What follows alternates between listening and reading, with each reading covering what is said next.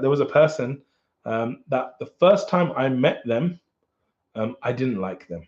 Okay, so this is someone who I've never met before, but just I don't know. The first meeting when I met them, I didn't like them. They didn't do anything to me. They weren't horrible, nothing. But I don't know. I just felt like I didn't like them, and it doesn't happen very often to me, right?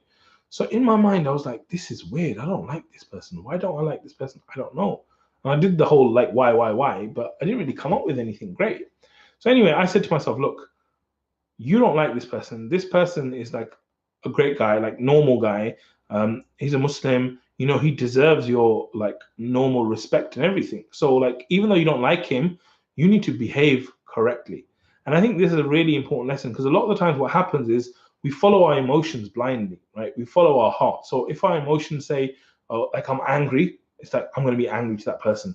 If my emotions say that, you know, I'm sad, I'm going to be sad with that person. So you got to be careful. Like emotions are good to use them, to go with them, but sometimes you got to assess. So like this person, I thought, I don't like this person.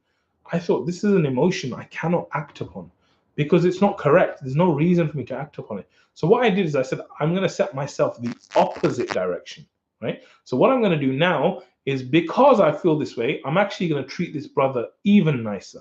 Not to trick him, but to actually tell myself that there's nothing wrong with this brother and he deserves like your respect and everything, right? So whenever I would meet that brother, I would make a special like thing that so that he would never ever feel any pain or any negativity towards me because of what's in my heart. Because that emotion, I couldn't get rid of it, but it was just there. So anyway, I started like speaking to him, being very normal with him, being very nice, helping him extra, what I could do, all that kind of stuff. And so I just acted right. And I think this is a big thing. Like if there's something in your heart, even though your heart is making you feel that way, just do the right thing. Act in the right way. Act in a way that pleases Allah. Don't mess with that at all. Okay, so that is one thing. The other thing I would say is that when it comes down to it, what I found out later was that that brother wasn't actually being authentic. He wasn't being himself. Like I started coaching him and helping him, and he told me later, he said, you know, I don't know who I am. I'm not sure of who I am. And sometimes I'll be fake around people and this and that. And I was like, oh my God, that's what it is. Like I must have felt the fakeness at some point, and that's why I didn't like it. But you know, alhamdulillah, like we overcame it, and I really love the brother, mashallah, tabarakallah, now, which is amazing.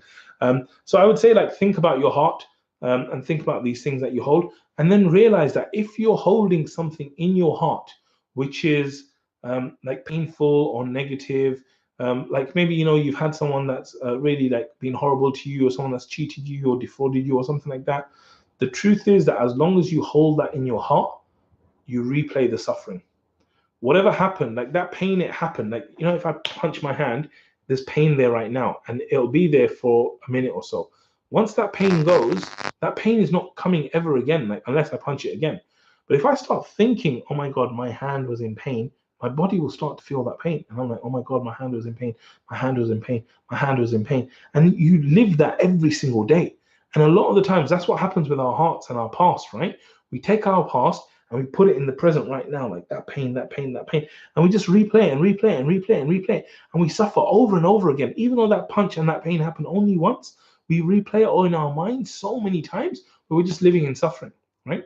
And the truth is, the only way you're going to get over that suffering and that pain is to let it go. Be like, look, the pain's not there anymore. It's happened. It's done. Whatever's happened has happened. It's done. I let go. I move on. I forgive. And it's gone. And the second you do that, it frees you. Like it will free you. Like you will not be held prisoner by it anymore. So I would advise you that before you actually end this call, before you like close your browser or click on something else on YouTube, like actually go there and say that I have finished. I release my heart from this thing, and inshallah you will feel so much better.